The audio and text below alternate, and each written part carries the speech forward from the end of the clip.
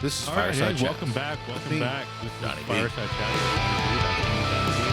And we are continuing our story here with Dave. Where did we leave off last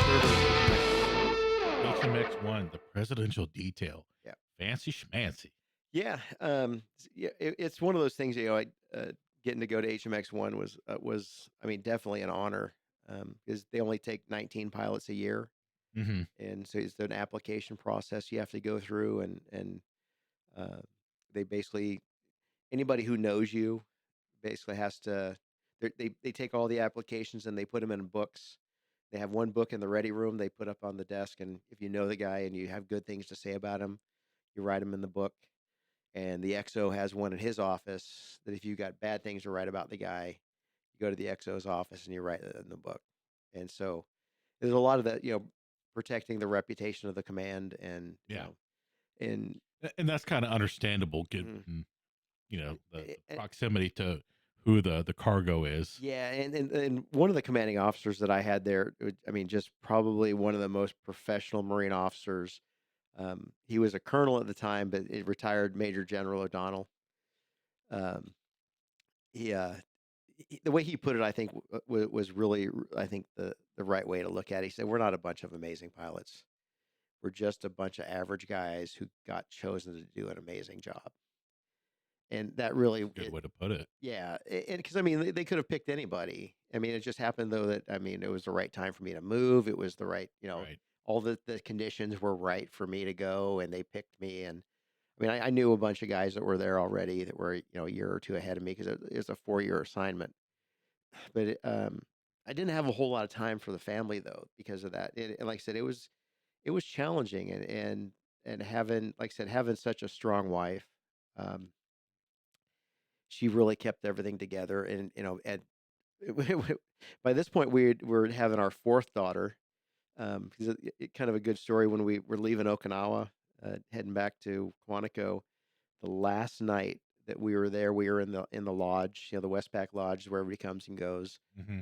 And so we were flying out the next morning, and we are going to bed, and she's laying in bed, and I hear her, she's crying, and I'm kind of thinking, I mean, I know she's probably sad. She's leaving a lot of friends that she made. So it's like, how you doing? She's like, sad. I said, you sad you're gonna be missing all your friends and you're leaving all these people that you care about and all that. She's like, no, that's not it.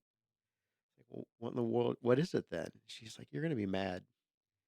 Like, I'm thinking to myself, like, it's like 11 o'clock at night. Mad about what? Yeah, I'm like, what in the world am I gonna be mad about? She's like, I'm pregnant again. I'm like, oh, Oh, wow. that's awesome. I'm not mad at all. I mean, it's like you made my day. Right And on. then, and 'cause we had three daughters already that were 94, 96, and 2000. So this was 2004.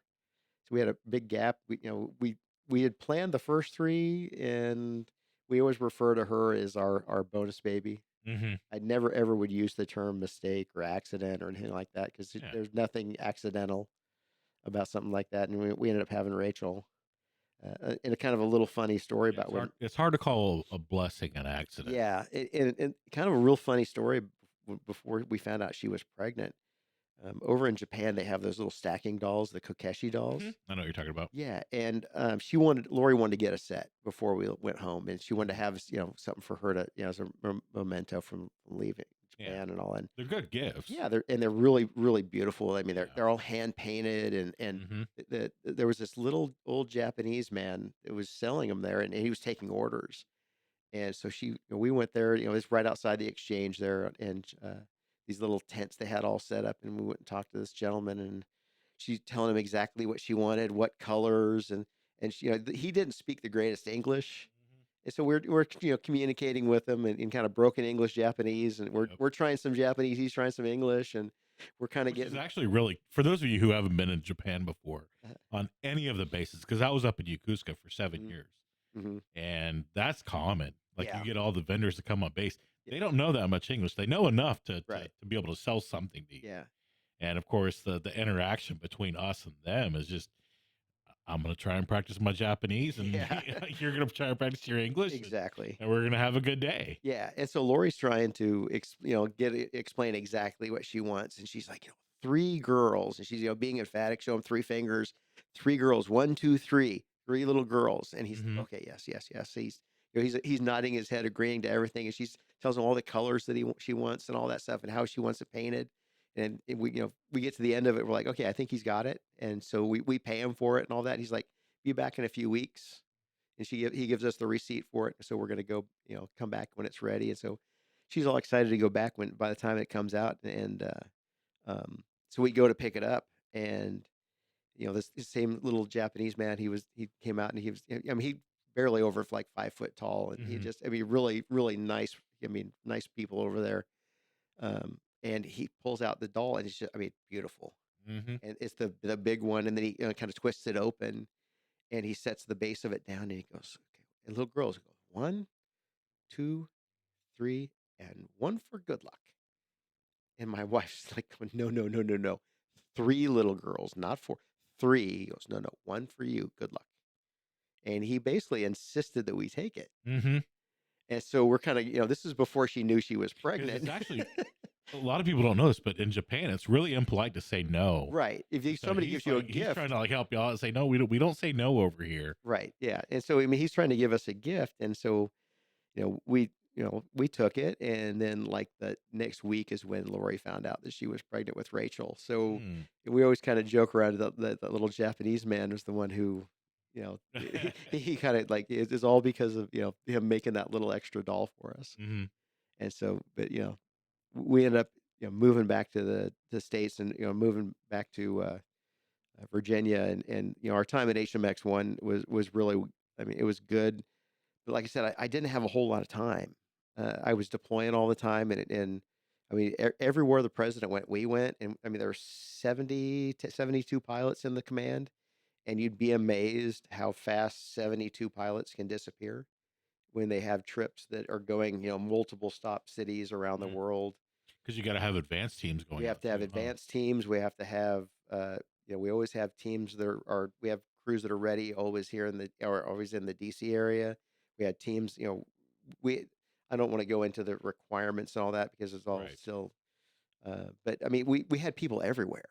And so uh, and that's kind of why we jokingly said, the X was for ex friends and ex wives, because that's who you ultimately had to, uh, who had to bear the brunt of you being gone all the time. Right. And it was really tough having my wife look at me, and she says, I can't rely on you being here.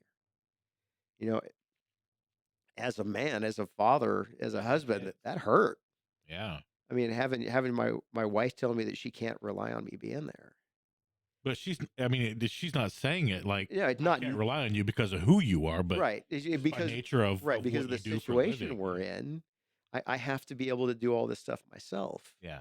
And so, I mean, It still hurts though. yeah, it's still kind of, it's still kind of, as a man, kind of just gets you right in the heart. It's like, Yeah. man, I might, because that's like job one of a father and a husband, is taking care of your family. Yeah. And so that was tough. And then, um, when my time at HMX1 was winding down, you know, uh, there was a tough time for me too. I was a major at the time, and Hmm. come to find out that I didn't get selected for lieutenant colonel, which of course, I was pretty upset about it. I mean, to say the least. When to when you go through the Marines, and you're used to doing things and doing things well, Yeah. and then you get to the point of your career where they're kind of like, we don't need you anymore. You've been here long enough. And so I mean, I was approaching 22 years combined with the reserves and my time on active duty, and like I said, what I thought was, like a dagger in the back, ended up being probably one of the biggest blessings that I ever received. Hmm. 'Cause so I ended up going, I again talking to the monitor, and he's like, well, what do you want to do? I said, well, I'm going to retire when I hit 20 on active duty, which is, it was 2011. So this was 2008. And he's like, well, if you want to stay in the area, I got one job. It's the Pentagon. And of course, like most young Marine officers, that's the last place I wanted to go. I mean, because, as a major, you're Hmm. like making coffee, and Yeah. you're making all the copies, and You You're an '05 being treated like an E1. Yeah, well, E4, yeah, being treated yeah, you're like you're you're nobody up there as I mean, you're the working bees. Mhm. You're the doing all the menial tasks. And so, but I ended up going up there, and again, I got put into an office with just great people. I went to work for a Navy captain named Dan Rick, Mhm. and actually his call sign was Ice. He was a P8 pilot. I mean, it's not P8, P3 back then. Mhm. He was a P3 pilot and such a strong Christian man. Working for ICE was one of the best leaders I ever worked with. And he always started off meetings. Every time we'd start a meeting, he's like highs and lows. Tell me when your highs, when your lows. And so he kind of you can tell the guy really cared about the people that worked for him. And so being in there with him and the other guys that I worked with, it was just you know I actually liked my job working in the Pentagon. Hmm. I they Cool. put, I was a, a business major in college, like I said earlier, and so they put me in the budget office. And so working for ICE, and then uh, so we did the budget for all the naval aviation and a lot of the marine aviation. And so we they had the marine that had their own aviation team that we worked with, and I was one of the Marines on the Navy staff. And so, but a lot of really good people, and the job, and when you're doing something that makes a difference, and I enjoyed it. And then so while I was there, I got to know a lot of people, and so when it's time for me to retire, I had one of the guys that I worked with there, and he he was a contractor working with this one guy, and when it's time for me to retire, they came to me and said, "Hey, we want to hire you." So I'm like, "Yeah, that's pretty cool." I mean, being able to, just take off the uniform one day and come back in, a few weeks later wearing civilian clothes, doing Mhm. almost the same thing. And so I did that, but the one thing that opened me up for now was I had a lot more free time on my hands. Yeah, I When you're bet. not flying, and things kind of wind down, and the church that we were going to then actually had that Awana program. Mhm. And they asked me, because I mean, having men be involved in the ministry, I can't overstate the importance. I mean, women do an amazing job in the ministry. They do, and there's a lot of men that don't participate in it. And they asked me to help out with the Awana program at the church, and I had the time now, so I said, yeah, sure. I mean, I'd love Yeah. to. And they had us go to a conference, and there was, it's like a Saturday morning. I'm like, oh, great, I'm doing this now, and you're roping me into Saturday morning now, right? So then, and even to top it, we're going to go to a conference and listen to people talk. But we went down to that conference, and there was a guy there who was a professor at Liberty University, Mhm. and he came up and he's talking to us, and he's like, about whose responsibility it is to take care of or teach the kids. He said, and this was a little lecture for it was basically all men, Mhm. and he was talking to everybody, and he said, was it Ephesians 6:4? Don't exasperate your children, but fathers, don't exasperate your children, bring them up in the nurture and admonition of the Lord. He said, that's your job. Yeah.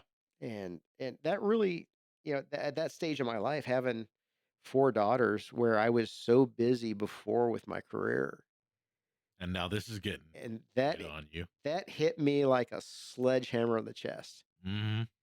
Because I mean, really, when it comes down to it, it's our job as fathers to make sure that our children understand whose God's is, and teach them what's right and wrong. Because I mean, if you don't do it, somebody's gonna.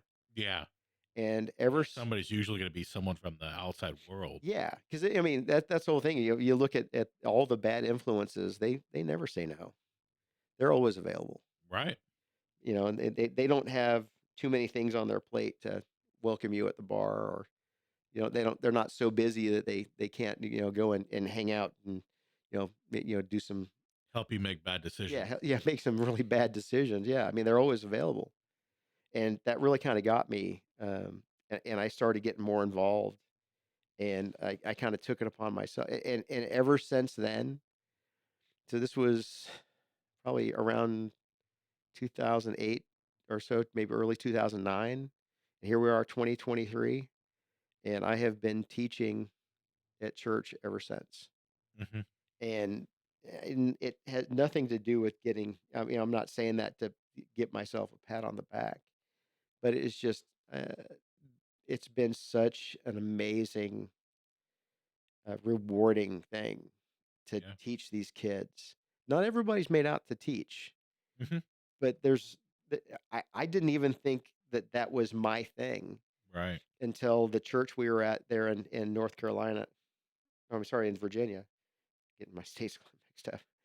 We were in You've been to Virginia. so many of them. Yeah. But the church we had, they had these spiritual surveys. Find out what your gift really is, and they had this like like 80 or 90 questions. Hmm. I believe we did something really, really similar to that. Yeah. It's probably even maybe even the same one Hmm. when I was over at Watermark in Dallas. Yeah. And I was looking through and I didn't ever really think because my dad was a principal, and then once we came back from Taiwan, my mom would teach, and they had uh, when we lived in Modesto from like 76 to about 85 when they moved, we had 3 daycare centers that they owned with partners. So we had like 300 kids a day that they took care of. So that was the family business. So, me being, growing up around, teachers, education and all that, I never thought I was called to do that. Hmm. I would go there and clean up. And of course, owning a family business, You get sucked into yeah, it. Yeah. that's where you work. And so I worked, Indentured I was a servitude. janitor going through high school, but I got paid like $5 an hour, and back then $5 an hour was bank. Yeah. I mean, so Not so much anymore, but not anymore. But that'd kind of equivalent to be getting paid about like $25 an hour now. hmm, And so, I mean, if somebody was going to pay you $25 an hour to sweep up and mop up and take out the trash, I yeah, mean, Roger that. that's I'm pretty, game. yeah, pretty mindless work. But you don't have to be really good or really smart. You just have to do your job. And Hmm. but I enjoyed doing that. And but I never really thought teaching was my thing until I took the survey. And I mean, I answered all the questions that I thought as honestly as I could, and I got to the results, and my score for teaching was like off the chart because of the way I thought about things. And so I was kind of like, all right, I'll give it a whirl. All right, Lord, I never saw this, but I'll trust you Yeah, on this. yeah, that's kind of the way it was. I never really saw that as my thing, and but once I started doing it, it was like I said, really rewarding when you see these kids grow up. We were there still at that church in Virginia, and I was now working a lot more with the kids. We took me and 3 other adults took about 13 kids down to Jamaica on a mission trip for a little more than a week. Oh wow. And we weren't going to like the resort area. There's some areas of Jamaica that are dirt poor. Yeah. And my oldest daughter was one of the kids going. So of course, she's going to Jamaica. The Marine in me can't let her go someplace like that Hmm. unprotected. And so Daddy's gonna be your personal yeah, bodyguard. daddy's going along. I'll let you do your thing, but I'm always watching. And so um, we went on that, and just to see these kids, and the way the compassion they had for uh, for all the Jamaican kids who had nothing was just, I mean, it really kind of restored your faith in kids. They had one of the kids that I think he's probably 13. He went with us, and he was sitting there talking with one of these Jamaican kids, and they were going through reading sections out of his Bible, and this young Jamaican boy's like, I don't have a Bible, and to watch this kid gave the Jamaican kid his Bible. I mean, and it wasn't one of the cheap Bibles. It was, I'm sure his parents probably paid 50, $60 for it. And to Yeah. see him without a second thought give his Bible to that kid, and just the look on that kid's face when he received it, it's never forget that. Yeah. The two of them were, Had to have made a huge impact. yeah, the two of them were just sitting at a picnic table talking, and just to watch. I was kind of just standing back at it, watching the whole thing go down. As I was, they don't think they even realized I was watching, but just to see that happen, and then just how much these kids care about other people, and then That's just beautiful. yeah, it really was. Beautiful. I love that. Yeah, and so when we got home, we had to do something. We all pitched in and bought him a brand new Bible and had it all in, marked up for put his name in it and all that stuff, and we presented it in front of the whole church and told him what he did. And so he's like, "Yeah, we couldn't let something like that go unrecognized." Yeah. It's just such a selfless act from a 13-year-old boy, Yeah. and so that That's huge. yeah, and just seeing all that kind of working with kids, and then coming here, we moved here in 2014. I, when I got retired, I told you I got a job working as a contractor. Working a contractor in the Pentagon is a good deal, but there's zero security. Mm. So I mean, it's one of those where they could decide tomorrow they don't need you again, and you're done. You don't have a job. Yeah. And so after And they don't have to justify it either. There's no, really, when you're working for the government like yeah, that, yeah. there's no I was on 1 year wrongful contracts. termination or whatever. Yeah, It's just you're gone. I was on 1 year contracts, and in 2013, my contract was nearing up, and it was September 30th, and I had everything from my office in my truck, and I'm driving, not knowing if I'm working the next day. Yeah, end of the fiscal year. End of the fiscal Yeah. year, yeah. And I mean, luckily, the guy I work for, he's a really good guy. Real cared a lot about his people, and he was working the phones, and he found me another. And by the time I got home, he was calling me back saying, "Hey, you're working tomorrow. I got you another contract." Right on. But I mean, and that's where I kind of felt bad because I mean, like he said, he worked so hard, and uh, but he really cared about the people that work for him, and uh, That's a leader. yeah, Yeah. and I felt bad when I left the company because I mean, as much as I appreciated him doing that, I couldn't go through that again. I mean, I got a Yeah. family I got to take care of, and so I started looking for government jobs. That whole, because like I say, there's nothing as secure as a government job. And so I started looking around, and because I retired out of the Marine Corps, I got my retirement and all that will help me out through the rest of my life. And uh, but I started looking, and I probably applied to 30, 40 jobs, and I found the job that I got here in Fort Worth. And when I read the job description that was in the posting, I mean, it sounded like a summary of my career, Mm-hmm. all the jobs that I had had, all the experience I had, and I ended up applying for it. And this was like in April of 2014, Mm-hmm. and they offered me the job, but a few things had to happen before. I mean, there was like five major hurdles that had to happen because kind of, to go back, not to get too much in the details. Um, when you retire, you get a year to move back to your home of record, and you can keep extending that. And well, in 2012, I didn't extend it. I forgot, and I let it lapse. Well, I mean, I had an excuse, but 2012, my wife's brother took his own life. Mm. Um, and that kind of, everything going on, I kind of let it slip. So, thinking, that benefit's gone now. And so, I mean, to pay for your own way to move across the country, it's not cheap.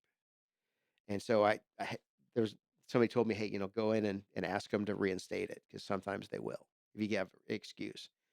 And so I wrote up my paper and all that and get ready to go back in. And I had that. I mean, I had all these things that had to happen in like perfect order for me to be able to take this job and move here. Mm-hmm. And there's no way that I could do all this on my own. And I went in like, I got first no one, I got to get this moved because I don't know that I could afford like, 12 or $14,000 to move here. I mean, at And least not out of your pocket. no, I mean, it would, I'd have to, it would be really, really hard on the family Yeah. and, um, I ended up going into the office. Luckily, we're working in the Pentagon helped. I literally hand walked my stuff in, and there's this old crusty master sergeant sitting at his desk. He looked at me, read the paper. Why are they always old and Yeah, he crusty? was. I mean, but he was this master sergeant, and he read my paper that I wrote out, and he's looked at me. He goes, "Yeah, all right, signed it. There you go, sir." I'm like, "That's it." That's all it takes. Yeah, he's like, "Yep, that's all it takes." And go, get a copy of that, and we'll put it on your file, and that's reinstated. So there's domino number one, right? And then being able to sell the house, and anyway, all these things. This was 2014. The DC housing market Mhm. had not fully recovered, Yeah. and it was tough to sell houses back then. And And if you were selling them, they were pretty cheap. yeah, I remember I went through the house buying and granted that was here in the Dallas Fort Worth area. I was buying a house at that time, yeah, and the house that I bought was a huge house, uh, beautiful. But because it was 2014, like it was still in yeah, that valley, yeah, and I can't imagine that the guy that I bought that house from made a lot of money. right. Yeah, we ended up after living in the house for 10 years. We about broke even. I think we got a check for like $800 Oh after wow, closing, after paying on the house for 10 years. wow, but but that had we to hurt. but yeah, I mean, like I said, but we got out of it when Yeah, there were people who couldn't sell their houses. you got out of it in the black too, Yeah, not in yeah. the red. We didn't have to pay somebody to take our house. Yeah, So yeah, so I mean that was like hurdle number two, and then finding a house out here that we could afford, and we kept looking on the map. My wife wants to live in Keller. She's in love with moving to Keller. And I kept looking at realtor.com and all these Zillow and all these other websites, and hmm these houses out here in Hazlet. I mean, I'm like, it's really close and they're way cheaper. And I would just something almost as I was kind of dead set on moving to Hazlet. And so I end up coming out ahead of everybody else by about 7 or 8 weeks. hmm And I ended up I subleased a dive apartment from some college kid at UT Arlington, and I had an air mattress on the floor and, uh-huh. and some cutlery and stuff that I bought at Walmart, and I lived like a college freshman for about 2 months. I And mean, part of that's kind of fun though, yeah, yeah, as a geo bachelor. yeah. And so I mean, there were a lot of challenges, and but having the faith that this was where we were supposed to go. hmm And like I said, all those dominoes just quickly, one right after the other, fell into place. And next thing I know, the family's coming out, and we found a house, we put an offer in it, and they accepted our offer, and so we're it's like it's really going to happen now. Because I there were a few times in that 8 weeks where I'm like going, man, if I go back, I know he'll give me my job back, and we just call this whole thing off, and it's like, no, no, this is what we're supposed to do. hmm And so, like I said, we found the house, we got everything, the move set up, everything got set up, and we end up getting out here, and we're looking all over for churches, and went to a couple of different churches. Never came here when it was just me. And then one day we're driving along, and one of my daughters like, "Let's go to that place." Okay. And so we that next Sunday we showed up here at FOTP. Was it still just the tent back then? Yeah, it's before this building, so it's just the tent, and just the old side there, and I still remember, that the people there greeting, hmm and Justin Word, was, yeah, I'm pretty sure he was doing that back then, but I know, during our time, always having him meeting us at the door, it just, like I said, we tried a couple other churches, but it just didn't feel like they were as welcoming. And one of our daughters, uh, she was always like, a little bit antisocial at times. She's like, "I'm gonna try to avoid shaking hands with anybody, just to see if she could make it in the door without shaking hands or saying hi to anybody." So of course I told Justin that. So so he would kind of make it a point to, You would yeah, single her out. yeah, Hi there. yeah. But ever since we came here, though, is like, um, the first time we walked in the door, we knew this is where we were supposed to be, and we got plugged in, and met Chuck and all that, and it wasn't long they got us into a life group, Hmm. and you know, got it. Lori was in Virginia. She was working at a preschool, just have something to do and get a little extra fun, spending money for herself. And so when Hmm. we got here, there's like they had the kids program, and she got involved in that. And next thing I know, I'm teaching again, and we've Life is been good. yeah. And so uh, I've been teaching here ever since. And I remember first starting out with teaching with Ronnie. Used to be in the lab. Hmm. But yeah, me and Ronnie Kendricks and James Kaufman would be in there with us sometimes. But I mean, just it was just such a great experience, and the guys that were here. I mean, it's like every time we would move and do things, is like God put us in the right place. Yeah, and so it's like after going through all the hard years, Right on. Hmm. where like we weren't sure if our marriage was going to make it, we weren't sure how things were going to go, but just we stuck it out, we worked on it.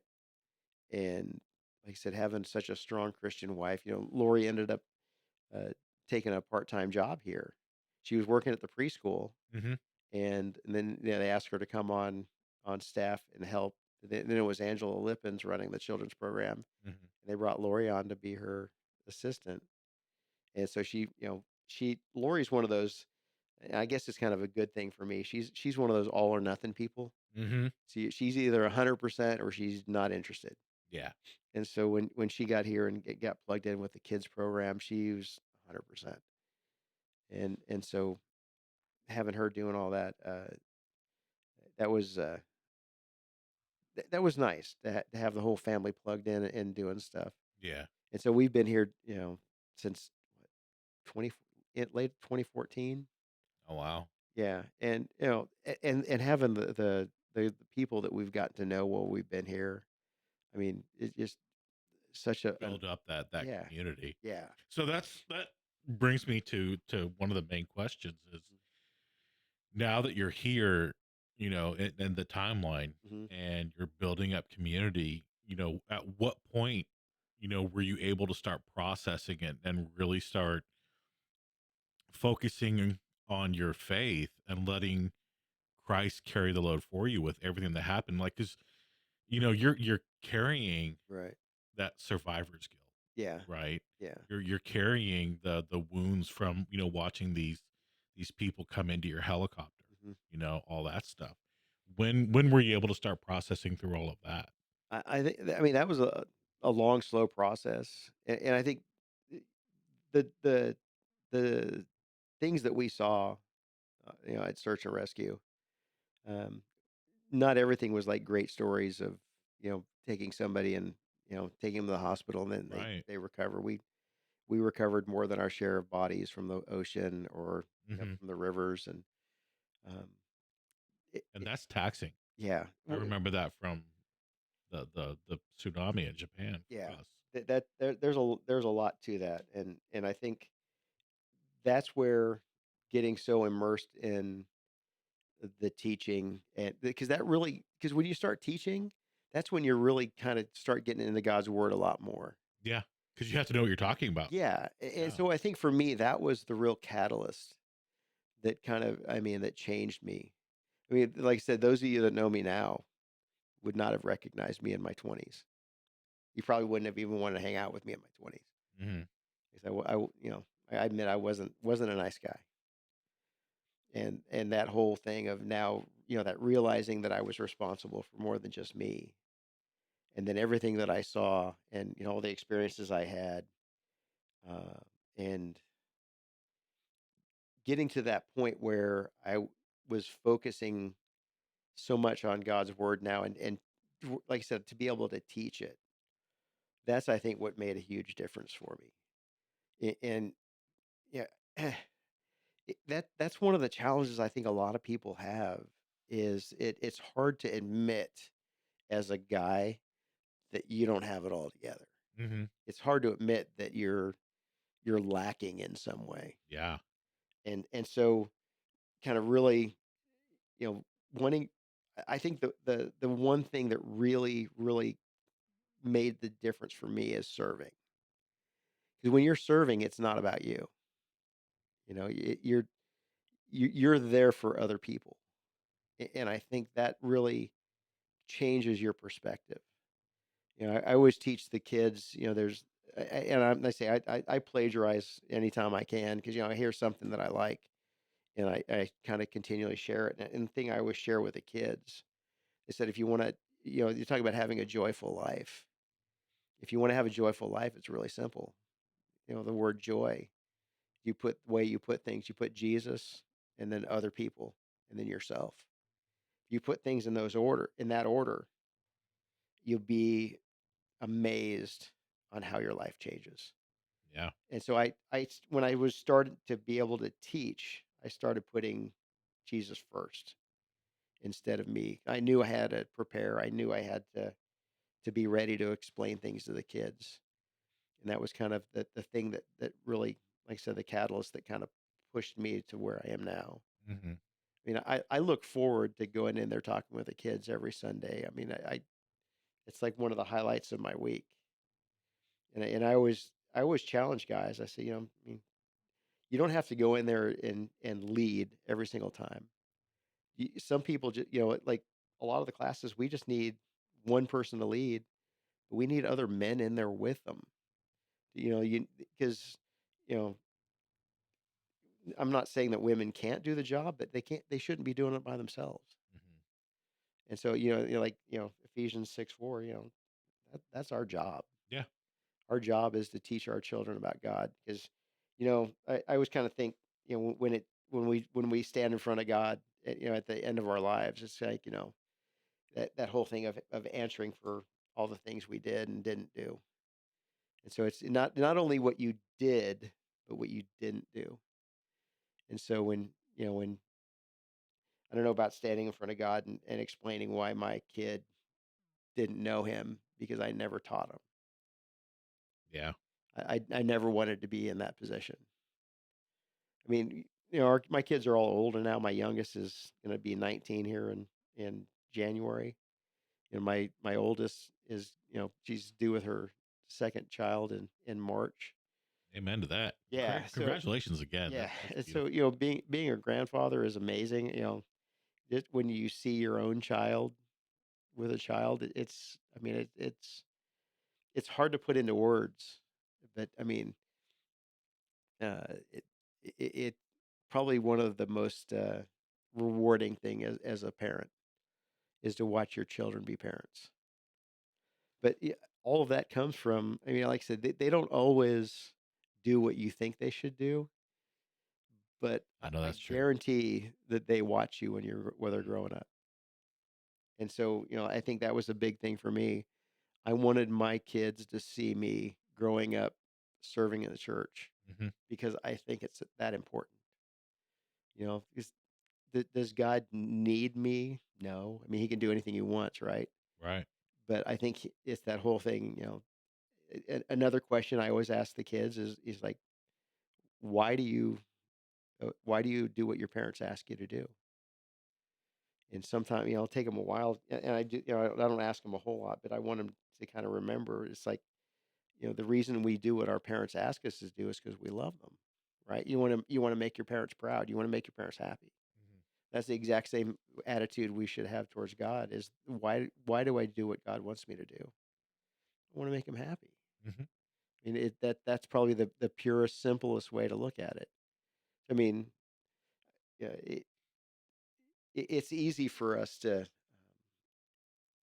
just say, things happen by chance or things happen, just luck. It's like, that's two things I don't believe in. I don't think God lets things just happen. I think there are things that happen that are not what God wants to happen, but He gives us the choice. Mhm. You know, people always say, would you wish you could go back in life and change things? Oh, absolutely. There's a lot of things in my life I'd love to go back and get a do over. Mhm. That doesn't happen. Right. And so it's all about, where am I now and where am I going? It's that, as long as I'm serving God and doing what He wants me to do, everything else is extra. So I think that's the big thing that really has impacted me the most. I get as much out of teaching these kids. I probably, hopefully they get something out of it too, Hmm. but I know I get so much out of it. And so just to see, these kids, I mean, not necessarily, having them come right there in the class and tell you they accepted Christ, but I mean, just when you see them as they get older, because it's not anything that I do, but when you see those kids get older and get baptized and all, it's like, to know that you had a small part in that. I mean, that's what things are all about. And I guess, wrapping things up is just, that whole. Um, I had the same professor that talked to us at Liberty, from Liberty. He said, How many of you guys think that children are the future?" And of course, like that, every single one of us raised our hand. Of course, children are the future, right? Like, no, they're not. He said, if you think that children are the future, you're doing them a huge disservice right now, because the kids aren't the future; they're right now, and you need to be putting into them now what they need to grow up and be responsible adults. Touche. Yeah. So I guess, that's the big thing for me. I mean, serving in the military. I mean, obviously, you know, being a Marine is one of the things I'm most proud of in life. Because, they can say, we it's Marines being a Marine is not something you do; it's something you become, and that really makes an impact on who I am. But I think the other thing is, the people that God put into my life throughout my time in the Marine Corps. I think had a really good impact on me, and kind of, all the mistakes that I made that, I wish I could go back and change. That I don't think it's our successes that make us who we are. I think it's our failures Hmm. and how we respond to those Yeah, that make us who we are. I can agree with that 100%. Yeah, and so, I think that's where the serving in the military gave me lots of opportunities to make mistakes. And Yeah, you and me both. yeah, and uh, the things that, God always kept me safe, and, you know helped me to continue to grow. And, I'm to the point now. I've only got a few more years before I retire, but, I have no intention on slowing down. Hmm. But I think that say it again, the biggest impact on my life was getting involved in teaching, because that kind of forced me to study. Hmm. And I mean, even right now, uh, Andy Haig and I are doing the Bible in a year, Hmm. and we started October 1st, and we've been going through, and I mean, it'd be kind of nice at the end of the year to be able to complete that whole thing, and because there's some books in the Bible that are kind of very uh, I hate to say obscure, but I mean, we don't they're just not very commonly taught. Right. And so just to actually get in and read, there's some pretty interesting stories. Yes, there are. And I mean, it explains. I've just in the time that I've been reading, starting with the Old Testament, there's some things that I've learned that just like going, man, I never understood before where some of these traditions came from, and Hmm. now I see. Yeah. And, And, and that's including some of the really weird stuff you read yeah, in yeah, Genesis. no, yeah, some of the stuff in Genesis, and we're actually in Numbers right now. Hmm. And so there's there's a lot of interesting things that they had to do back then. I mean, just to think of all the rituals and the sacrifices they had to make, and I mean, yeah, it was. I mean, could you imagine all they had to sacrifice animals? So, I mean, and they sacrificed a lot of animals, and Yeah, they did. yeah, and to see, Yeah, the UN would not be happy with them, you no, know. no, they would not be. But then how complicated things were back then, and they had the Day of Atonement, and they had to go through and all these rituals to pay for everything they'd done the year prior. But we have so much simpler, 'cause all we have to do is turn to Christ and say you're sorry, Hmm. and you're forgiven. So I guess, to, on for a high note, I mean, we already know how the ending of the story is going to be, Yeah, and we know he wins. yeah, we know who wins, and it's that whole thing. You want to be on the winning team because uh, it's very comforting to know that you serve a God who uh, actually cares about us, and I mean, it just um, it's a good place to be. Yeah. So one more real quick question. So as you're wrestling with everything, and you're building your faith, diving in and serving and Hmm. having to read a lot more. Hmm. And one thing that I've been harping on a lot over the last several years is being in community. Yeah. Because just like when you were in the Marines and when I was out in the Navy, they're big on you have your battle buddy, but you Yeah. guys go through so much together, Yeah. right? Yeah.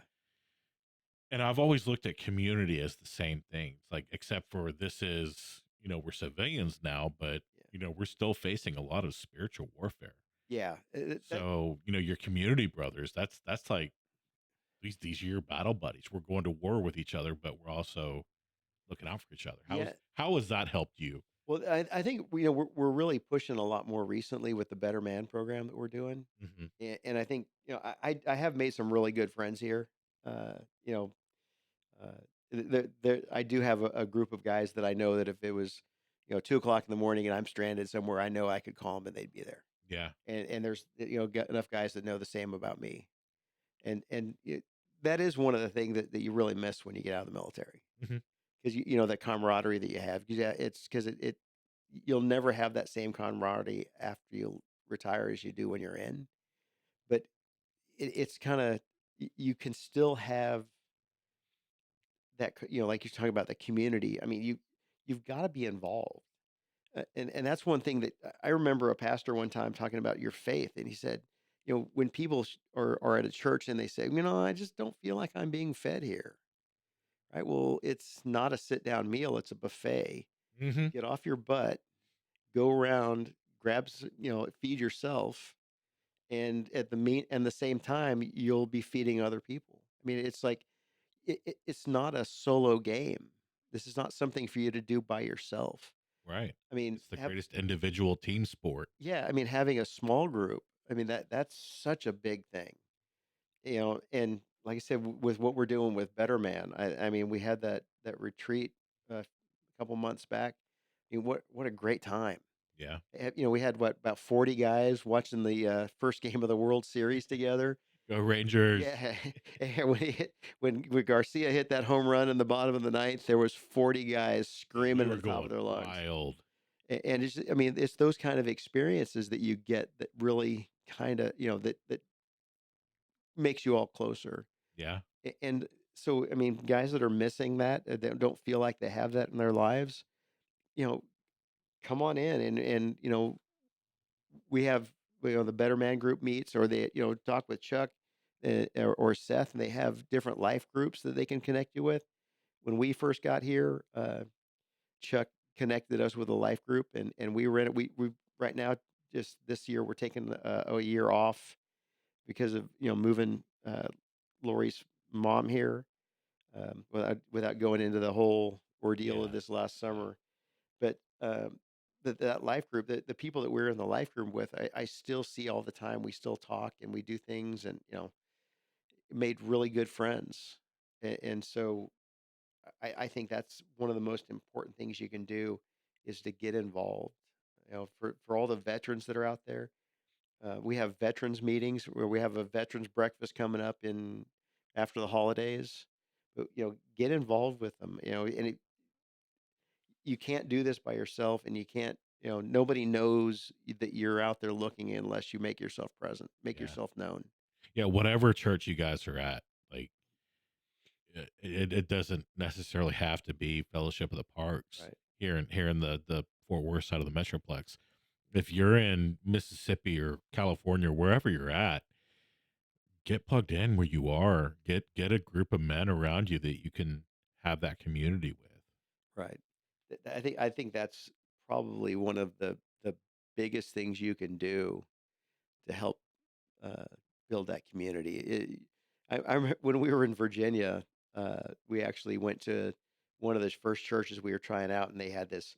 They were talking to us about, yeah, having group in people's houses. And of course, we looked at it, we're like, "Pff, we're like going to somebody's house we don't know, right?" And so we let it go, and then Next thing you know, yeah, when we attended a different church while they were in Virginia, and as soon as we get here, Chuck's like, "Hey, I got this life group that I really want you guys to go to," and we went, and we're like, "Yeah, these are pretty cool people. We can hang out with them." We became pretty good friends, and I mean, people have moved out of the area since, but we still talk and try and get together every now and then. But the person who was leading it was, they ended up moving out of the area, and they're like, "Well, Matt, why don't you and Lori lead it?" Okay, and so we started leading the life group, and Lori and I looked at each other and we're like, "Yeah, but didn't when Virginia say we would never go to somebody else's house and do this, and mhm, here now we're leading it." And like I said, it's just been a great experience for us. Um, I know this is now that our lives are kind of calming back down. I think we're going to look to get back into a small group because that's where you can make the real connections. And that's where church happens. yeah, because like I said, you can't be connected to 500 people, but you can find your little group. Hmm. And having those, four or five families that you all get together and you spend time together. You go to the movies together. You celebrate, birthdays together. You do all kinds of stuff together, and you're also there for each other when things aren't going so well. Yeah. And so having those friends that are they're there for you when things aren't going well. It's again, it's just I can't stress enough how much people need to be part of this Hmm. because we're not built to be alone and to do this on our own. Right. Yeah. Amen. Well, Matt, thank you for sitting down and talking with us. This is a incredible story, and the beautiful part about it is how you know through nothing that you did on your own, really, but letting God use you, he was able to take these experiences and bring glory back to his kingdom and use you to bless other people and save their lives. Yeah. And so that was a beautiful thing. So thank you for sitting down with us. And, as always, thank you for your service. And for everyone else, thank you for listening in. And we hope you enjoyed this episode. And come back and see us when we have more. We're out. Bye.